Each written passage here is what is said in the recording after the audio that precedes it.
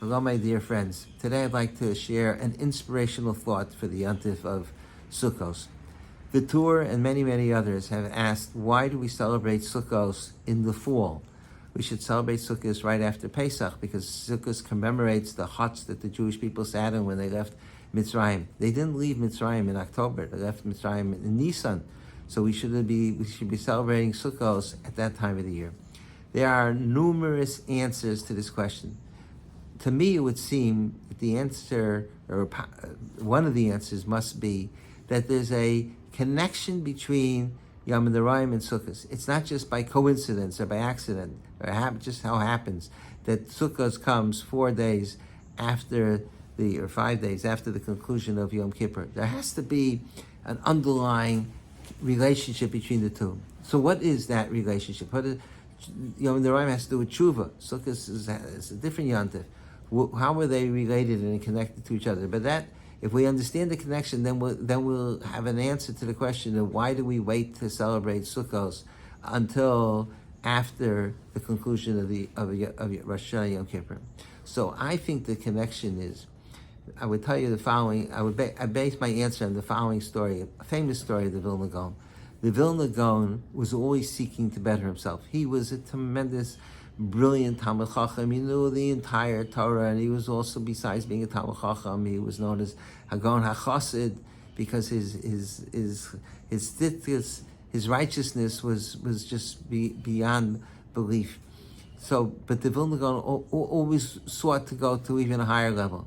So one day he spoke to the Dubna Maggid. The Dubna Maggid was the famous itinerant preacher who would travel around Europe giving Musar to people. So he said to the Vilna Gaon, You're a tremendous Baal Musar. You know how to inspire people with your words and show them their shortcomings. Give me Musar. Tell me where I can improve. Tell me where I'm falling short. So the Dubna Maggid was taken aback. I'm going to give Musar to the Vilna Gaon. It would be an enormous chutzpah to do so. But the Vilna Gaon insisted. So he had no choice. The Vilna Gaon said, give me Musar. So he gave the following Musar shmuz to the Vilna Gaon. He said, Vilna Gaon, you are a great tzaddik, you're a great chassid, you're a great Talmid Chacham, but you do that cloistered in your Beis Medrash in Vilna. That's not such a big kunst. The bigger kunst is, let's see if you could be a Vilna Gaon when you go out to the marketplace. Go mix among the people, get involved in the business. Let's see how you conduct your business affairs. Let's see if there's integrity, even though there's challenges and it's difficult to earn a livelihood, and you'll still be able to remain honest. And let's see if you could experience the same holy feelings, the sanctity, the kedusha that you bring into the Beis Medrash. Let's see if you can take that out to the marketplace. The truth is that in itself is a beautiful thought for us, because we all work in different places. We don't work unless you have the Sukkos to work in a shul or in a yeshiva. But if you work outside of those areas, so we go out into the secular world, and the challenge is that not only to be a tzaddik in the shul or the Beis Medrash, the challenge is to maintain the same level of tzidkus and to maintain the same level of inspiration when we are in the secular world. So I would say that that's the connection between the Yontif, Rosh Hashanah, Yom Kippur, and Sukkos. Because on Rosh Hashanah and then Yom Kippur we do tshuva, and on Yom Kippur Chazal say we're like malacha, we don't even eat, we don't drink. But it's not such a big kunz, 1 day a year to be like a malach in the Beis Medrash. Okay, it's a special thing, but it's not such a big kunz. I hope you know what the word kunz means. Kunz means something that's like to do something special. So it's not such a big kunz to be a tzaddik and to be a malach in the shul. The kunz is, let's see what happens when you come home the next day or the next evening already after Yom Kippur is over. What happens when you go home? So the Torah says, you know what? It's the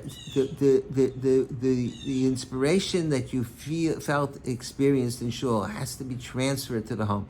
But it's very hard to do that because in the home you've already established patterns of behavior. So the Torah says, make yourself a new home, and that's the sukkah. and there's no precedence. You could start fresh, and the goal is to transfer the same, to feel exactly the same way you feel in shul, to transfer that to the home as well. So you go into a new home, and you try to replicate the experience of Yom Noraim. So then why do we eventually go back to the homes? Because you can't stay in the sukkah the whole year. It's not practical, it's not feasible. You have to go back to your home. But hopefully, after spending 7 days in the sukkah, on Shmini Atzeres, and the word Atzeres means, one of the meanings is to absorb. Once you've absorbed the spirituality of Yom Noraim by experiencing it in the sukkah, so then you can take that back to your home. And it's not only in the home, but once you experience it in the home, then you can take it when you go to work and you go into the marketplace, or you travel to Trenton or Newark or Manhattan or whatever. It's challenging, but at least you've had the opportunity to develop that sensitivity outside of the base marriage. And that's why we celebrate Sukkos after Yom Noraim. So I would say that is an important dimension of Sukkos, that we should think about the way we felt on Yom Kippur. I would even suggest sit in the sukkah when you're alone, or even when you're family. Sing some of the Nagunim of the Yom Noraim. Feel the exhilaration that you felt on Rosh Hashanah and Yom Kippur. Sing the tune for the Sana Tokyo, for whatever else inspires you, and try to replicate the same feelings that you had in shul, to replicate them while you're in the sukkah. So you might say to me, okay, it's very nice in theory, but I can't do it, because a sukkah is not a shul, and it's just the shul. You have the Aron Kodesh and the Sefer Torah, and it's a dedicated place. It's just not the same. How can I do it? So here's what I would respond to that. The Gemara says that if you make something holy, you could be makdish something. You can make it designated, consecrate something for the use in the Beis Hamikdash. It becomes holy, and if it's holy, you can't use it for secular purposes. So Gemara says, what'll be if somebody says, I want it to be holy only for a week? I'm going to makadish this for 1 week, and afterwards I should be able to use it as I did before. So Gemara says it doesn't work, because Kedusha shebehem leheichan hocha. Where did the Kedusha go? You can't, if there was holiness in the object, how does it disappear? You can't just, poof, it goes away.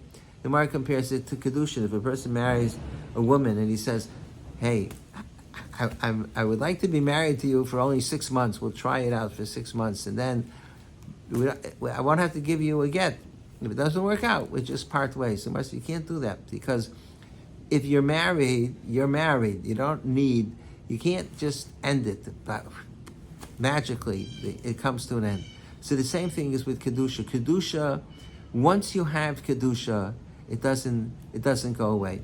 I think that this is very similar to a concept that you have in physics, in the secular world, conservation of mass and conservation of energy, which says, that principle says that mass never disappears and energy never disappears. It may take on different forms. It may be transferred from one form to another form, or it may dissipate. If you have a light bulb, so the light is a form of energy.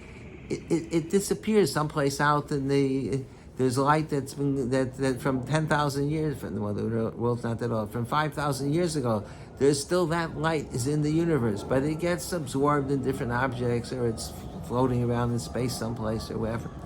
That's the law of conservation of energy. So I think what the Gemara is saying is that there's also a law of conservation of spirituality. Kedusha never goes away. When a person experiences Kedusha, it doesn't just disappear. Kedusha is always there. So you say, what do you mean it's always there? I don't feel it. So the answer is, it's there, but it's repressed. It's deep within ourselves, but it never leaves us. The elevation of spirituality never completely leaves the person. It gets, it changes locations. It goes from the conscious to the subconscious, or it goes to the nigla, to that which is revealed, to that which is nistar. So what we need to do is not to recreate the religious experience of Yom Noraim, but to connect to within ourselves is the ability is the that religious experience, the spirituality is buried within ourselves. You know, the Gemara says that when a child is born, the baby, before he's born, he learns the whole Torah with the malach. And when he comes out of the mother's womb, the malach taps him, and he forgets the whole Torah. So everybody asks, so what do you have to learn it for? So the answer is because he's already experienced being a Talmid Chacham, and then he doesn't need to create that relationship with the Kadosh Baruch Hu. He just needs to recapture it. He just has to find it within himself and bring it out into the open once again. So that's how it is with Kedusha. The Kedusha Yom Noraim is nistar. It's hidden. It's latent within ourselves.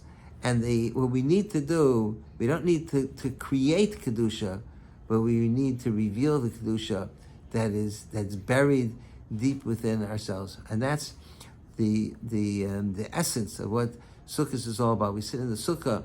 It's a hut. It's walls and a roof and everything. But the Gemara says that the Sukkah has Kedusha.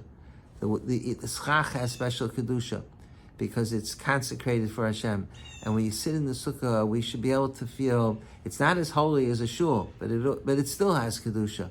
So it's a training location for us to feel the same emotions that we had when we were in shul, and then when Sukkot ends, to continue feeling the same way in our homes and outside the home, in the workplace, and go to the supermarket, wherever we are, we should be able to feel that sense of Kedusha.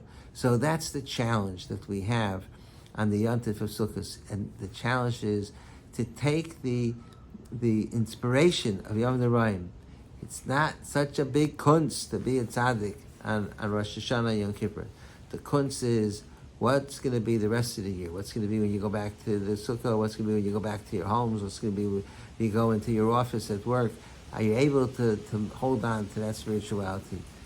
And we need to try to find the kedusha that's there within in ourselves. We don't have to create anything new. We just have to connect to it, and that's why Sukkos follows the Yom Noraim, because the two are intimately connected. I hope Mirz Hashem will all be successful in being able to accomplish this very same thing.